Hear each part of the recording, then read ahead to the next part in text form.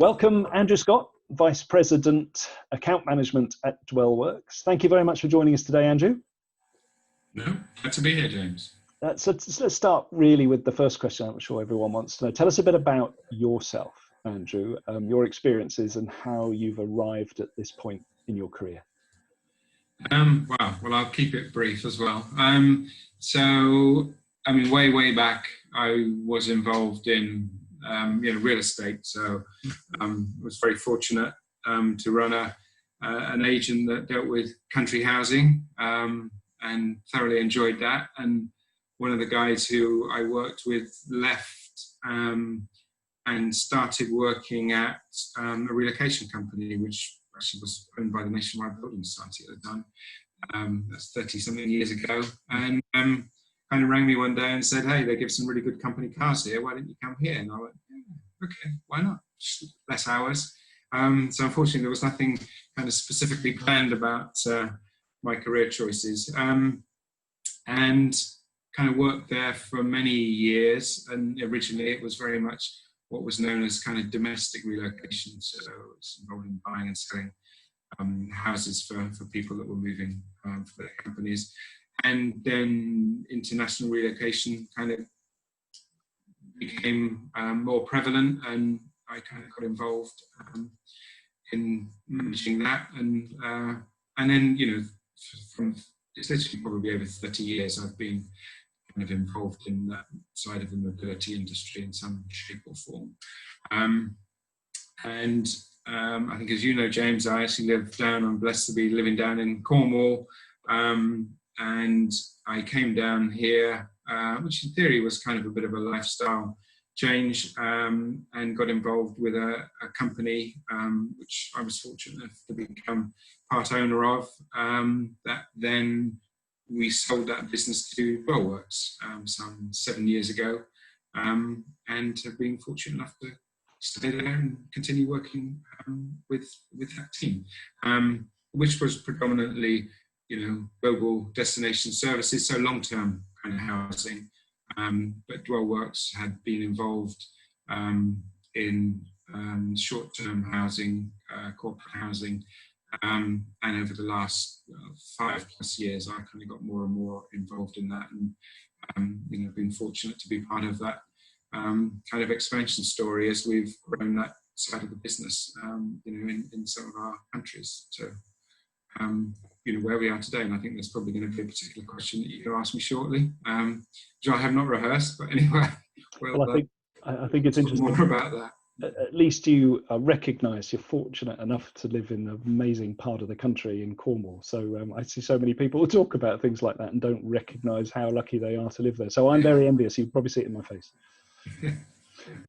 Okay, so we are, let's hope, exiting this period of pandemic to at least to some degree. From your side at Dwellworks, then, what have you seen? What's been happening during this period? I mean, one of the things that kind of stands out for me is just how innovative and how resilient the teams that we have across the globe. So, and colleagues that I work with closely, that are based also in the UK. So it's kind of, I always thought we've had a pretty strong global team, but it's kind of really pulled everybody together. And that has with, clients as well. I think there's been, much more understanding of, it's kind of totally uncharted waters. No one's quite sure exactly what's kind of going to happen next because things have been changing so fast. But it's been difficult. It's been difficult with regards to, volumes of business falling off. And I think everyone will have seen that. But, it's been good that it's kind of made us, I think probably move forward quicker with some of the, innovations that we kind of have been kind of talking about. And something like this has kind of pushed us just to move that a bit faster. And a lot of that driven by some of the folks, who've been delivering things at ground zero for us. we need to be looking after this customer. Here's some ideas on how we can do that. And a lot of that has been around, virtual. How can we help people secure either the short-term housing or the long-term housing? It's been, I say, tough, but it's kind of pulled everybody together.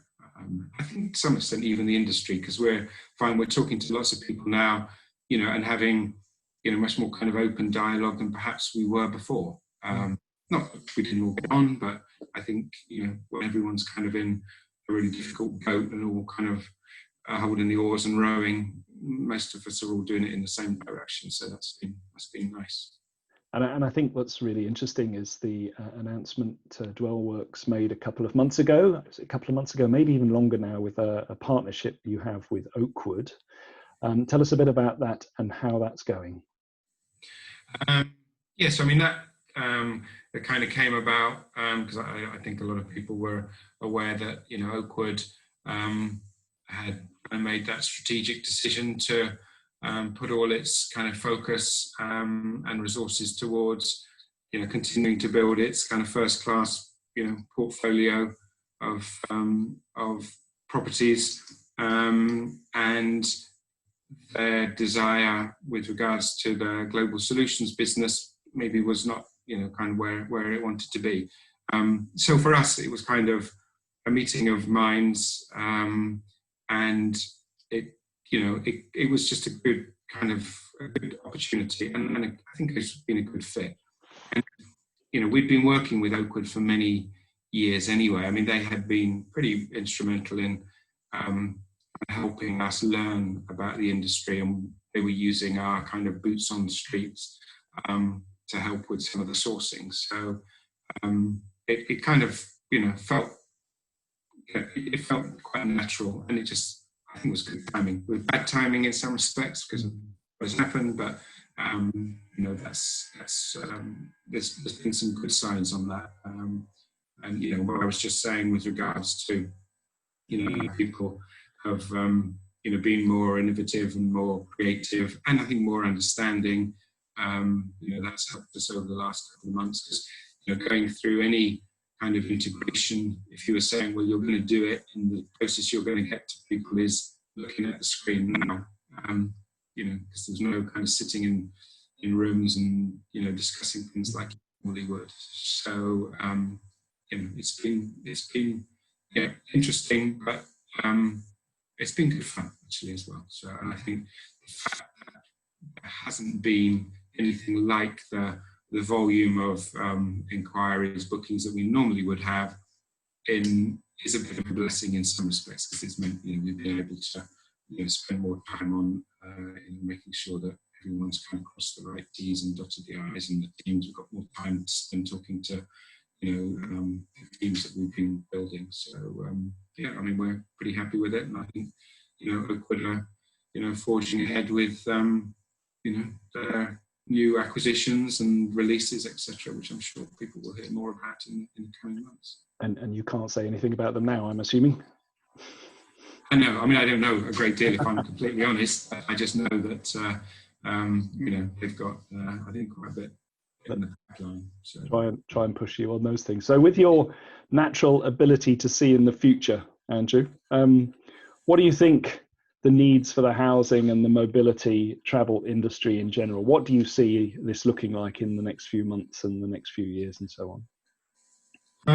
Well, I mean, I wish we all had a crystal ball, but we don't, do we? I mean, I think, over the next few months, it's going to remain, I think, difficult, because different countries are starting to open up at different paces to others. Are we going to see some of the things that have happened with our operations out in Asia and China and Hong Kong, where things started or seemed to start to be getting back to normal within country, but they weren't necessarily the same amount of traffic as they normally would, because people weren't necessarily then allowed to leave the US's or the Europes or wherever. And then they've kind of got some concern about, is there going to be a second spike? So put further restrictions on borders there. I think, we're still confident that in terms of, the short-term housing solution side of the business is not going to, we don't think it's not going to go away at all. In some respects, some people say there may even be more demand because it's going to be perhaps harder for hotels to manage, some of the guest requirements, etc. And is people and companies going to feel safer putting people into a self-contained apartment as opposed to a hotel room? I don't know. Time will kind of tell on that one. But I think some of the things that we've seen with regards to virtual and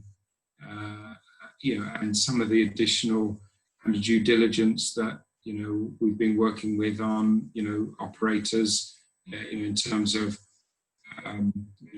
making sure apartments are not that they were never clean, because they absolutely were, but sanitization is a word that seems to be kind of floating around. I think that kind of thing is probably going to be with us for some time, and just some of the other kind of creative value adds that people have been getting to help customers whilst they've been in, some of them locked down in a unit for considerably longer than they were before. So kind of concierge side of things, we think there may be some more of that. It's more opportunity for people, organisations going forward. So, and the longer term housing, which I think we're obviously involved in, to some extent the two kind of complement each other. But I think we think it's going to be more travellers before what we would call like physically people relocating for the longer term. Whilst we've not seen any, we haven't seen many organisations or even individuals and families cancel their moves. They're just been postponed, and we think that there'll be more. We've had more taken a higher increase in inquiries and bookings for the shorter term. So again, kind of reading the tea leaves a bit, but it seems to be that there's perhaps going to be more shorter term stays going on whilst people are still figuring out, and companies are still figuring out, are we still going to kind of continue with our strategy for, long term? You throw into all of that, well, our company is still going to require the same offices and people working in offices, or will more people be working from home? The answer probably is, to a certain extent, yes. That might actually be more of a benefit for the short-term housing market, because there might be more travelling going on than longer-term relocation. So. And do you think, you've been a huge supporter of everything that we've been doing, especially accreditation over the years. You've seen how hard we've been trying. You've often said to me, I don't know how you could possibly do it. There's so much industry out there that doesn't necessarily see the need for accreditation, and we've been banging that drum for so long. Do you think now is the time that the buyer predominantly will be in a position whereby they are looking to support organisations that have been accredited, and how do you think, if that's the case, that's going to help kickstart the next few months? Yeah, I've and Dwellworks are always have been a strong believer in accreditation, because it gives the buyer some additional comfort that more due diligence has been done. There's more duty of care potential. All these I'm saying is potentially, but it does provide in theory a stamp of approval that due diligence, compliance, duty of care, GDPR, and various other really, really important items for organisations have been taken into account.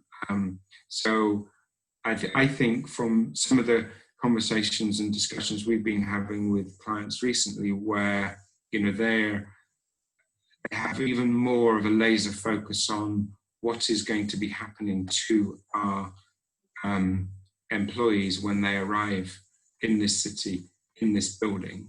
To me, it's even more important that we can say, you know, these are accredited, and you know, it kind of hopefully will raise the bar for everyone. But it may also mean, you know, there's more that we can do, you know, as an industry to raise the profile about just how important, you know, having an accreditation is and what it really means to the customer. I know, you know, when we've spoken before, that is something that, as an organisation, you know, you can do so much, but it's also the members need to be kind of banging that drum, isn't it? We've gone to all this trouble for your benefit, customer, and this is what it actually means. So I think, you know, whilst no one would ever have wanted any of this to happen as far as the pandemic is concerned, I think it's even more of a reason why it's just more important. So. Well, we've seen so many organisations and different entities of our travel industry come together over these last few months. Andrew, it's really brilliant for you to have spared that time for us. Thank you very much for this afternoon, for having time with us this afternoon, and we'll look forward to seeing you hopefully at some point soon. So thank you very much again. Yeah, very much hope, and safe and keep well to everyone at ISAAP as well. Thanks for your time, James. Thanks very much, Andrew. Thanks.